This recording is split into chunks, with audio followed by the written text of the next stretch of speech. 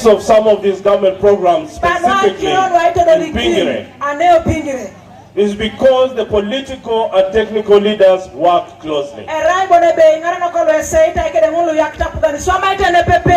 And I'm very privileged to have worked or been working with the Honorable Minister of State for Fisheries, who is a fantastic lady, and we consult each other whatever happens in the constituency.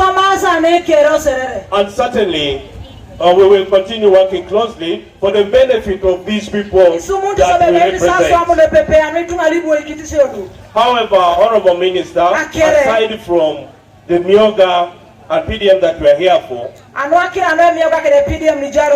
I'll just mention one or two things. The first has already been highlighted by my friend, the LC5 chairman, which is Pingire Health Center 3. That is right opposite us. And this is a new constituency called Pingire, of which I have been privileged to become the first member of parliament.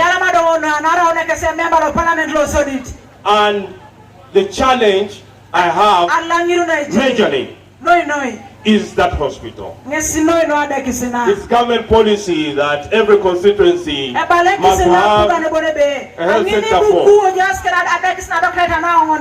I have certainly informed and written to the Minister of Health, and they are certainly aware of it. There are issues that we are dealing with locally, specifically land, and I'm working with the LC3 chairman, and I'm sure once that is resolved, things should move in the right direction. But also, I thought I might put this on record so that you are aware. Another thing is education. Pingire is predominantly a fishing county.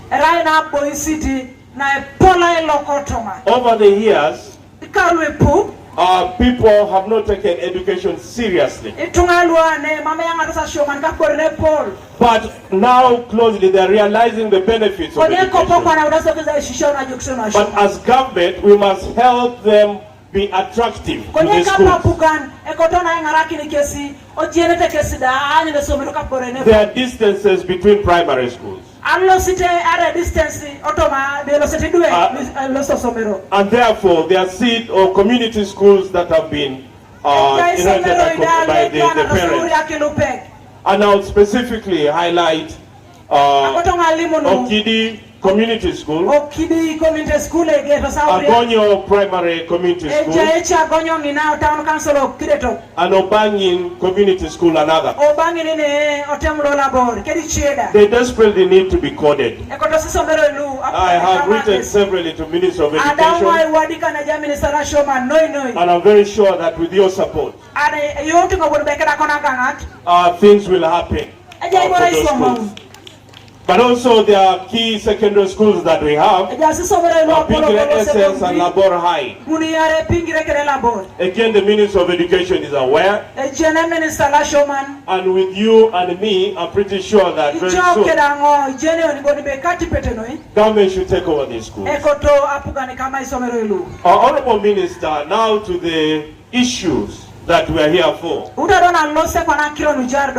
And as I've already said, our people of Pingire have benefited from a Myoga.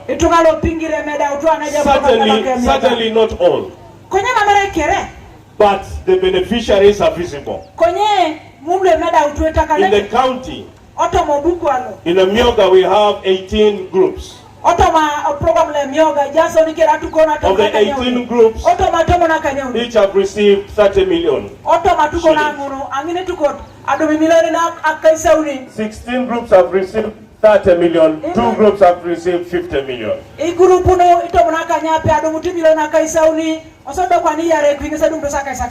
Each of these circles have over 10 associations. And each of the associations has over 10 members. Meaning that whereas 30 million and 50 million is a fantastic start. But quite clearly, there are many groups. And Honorable Minister, you have the capacity, I know that, to ensure that Pingire receives more money when Honorable Minister, aside from the real cash for enhancing this group is concerned, there's also need for us or people of Pingire to be exposed to other areas. What we call in English experiential visits. They go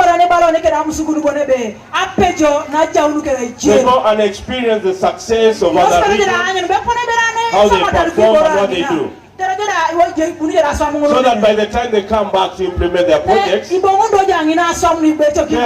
have learned greatly. So we need to fund that. Another thing is value addition. We need to train these beneficiaries issues on value addition. Honorable Minister, it must be a deliberate effort. If we are to truly transform societies, especially societies of Pingire, it is critical. Even as simple as taking clean potatoes to the market, they need to be told. Thirdly, we need to teach our people in skills.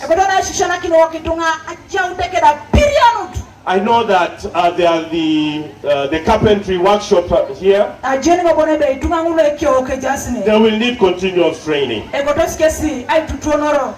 Financial management is also crucial. So all these, whatever we do, we need to continuously remind people how things can be done in the right direction. Honorable Minister, when I looked at the report of the District Commercial Officer, specifically on the performance of Pingire there are various enterprises. There are the produce dealers, as you've seen, the women entrepreneurs, the journalists, the mechanics, and elected leaders. But when you look at the activities, quite obviously, Honorable Minister, it requires electricity. It requires power.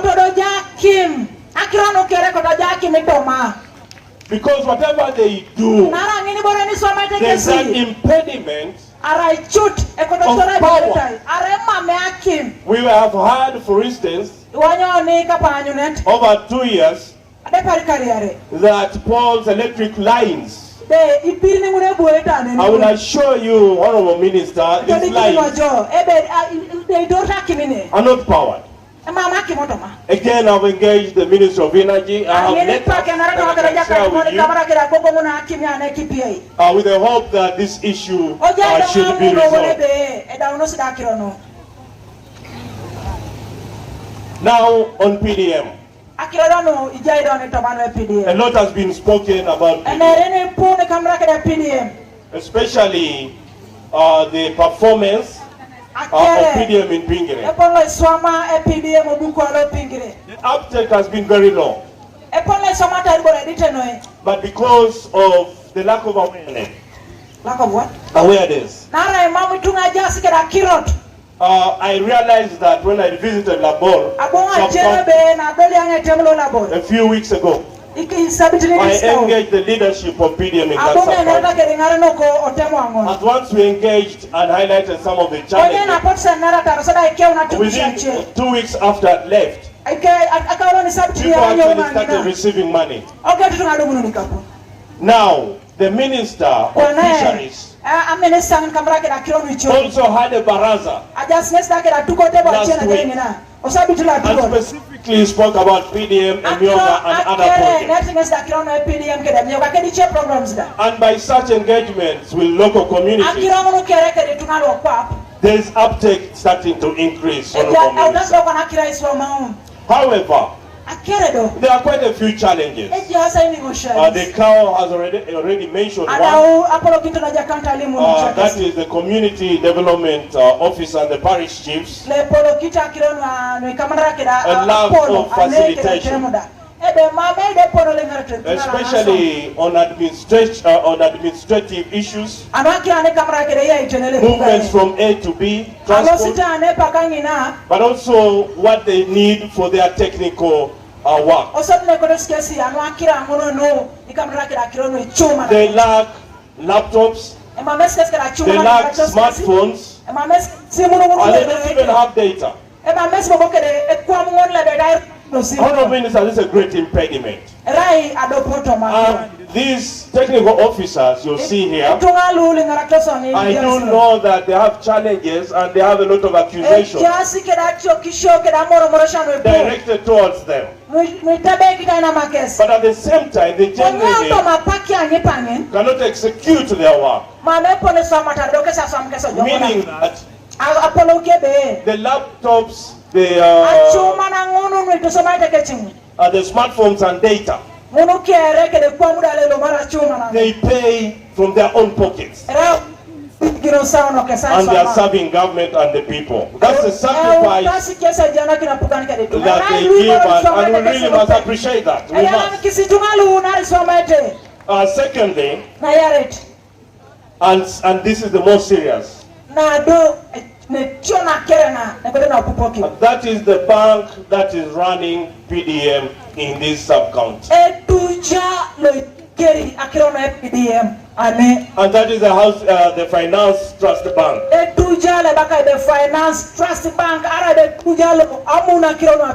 Honorable Minister, I feel personally Honorable Minister, that this bank has been very unfair to my people of Pingire. Honorable Minister, it's annoying. When you listen to the testimonies of these people, you sometimes wonder, do these people love Uganda? Do these people love people? Because what they do, it is very bad, I'm sorry to say. For instance, there is a memorandum of understanding between government and Finance Trust Bank. A clear understanding that no fees should be charged. But when you follow on a lot of issues, to open an account, they charge my people 10,000 shillings. On top of the 10,000 shillings, they charge 3,000 shillings for passport size photos. And what is even more annoying, of the passport size photos, they use the smartphones to take these photos. So meaning that it is electronic. No, this is ridiculous. And it has to be rectified, Honorable Minister. They also charge 20,000 shillings for change of signature. We know that some of the beneficiaries are 10%, the people who are to receive 10 million of the 100 million are elderly. And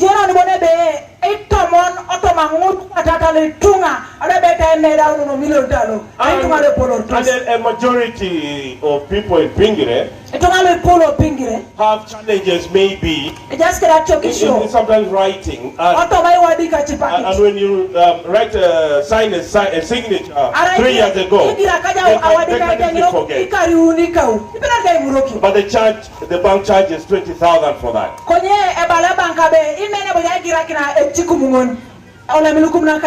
Honorable Minister, this is wrong because when I followed with other banks, the Opportunity Bank, DFCU, those charges are not levied. They are not levied to the local people. They are following the MOU between government and the beneficiaries. Honorable Minister, I already mentioned that they charge 10,000 to open accounts. But can you imagine that when these people get 1 million through their banks, 10,000 is removed from the 1 million, and they're opening an account. Honorable Minister, those are the critical issues that we should look into. Again, there's on record, there's a submission of vouchers to the bank by the CDOs. It takes over 2 weeks for the beneficiaries to actually get their money. And to withdraw this money, the chairman of the beneficiary group, the secretary, the treasurer, together with the parish chief and CDO, I have to go to Soroti to withdraw money. And now the beneficiary groups have to pay for transport.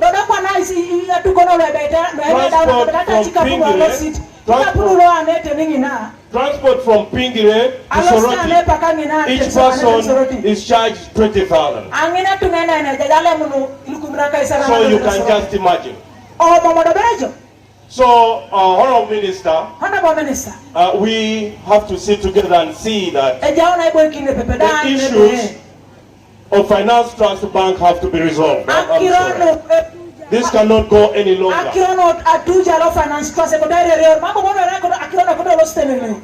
Honorable Minister, in your docket, because you're, I think, directly in charge with the Microfinance Support Center. They're doing all they can to support communities. But I think also the officers need to be supported further. I know they're doing their best.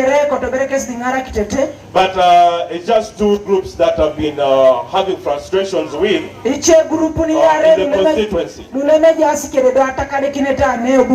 One group is in the town council. It's called Aqua. Application that was submitted to Microfinance Support Center. They applied for 50 million. Honorable Minister, has been nearly 2 years. Honorable Minister, have written severally to the ED.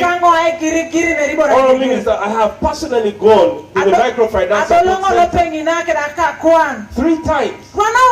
And I'm not getting any clarity on this issue. The other group is Ojera Women Guild. Again, Ojera Women Group in Kidetok, they need some technical support to ensure that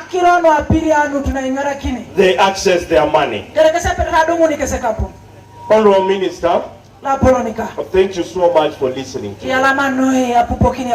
But also, I think it is important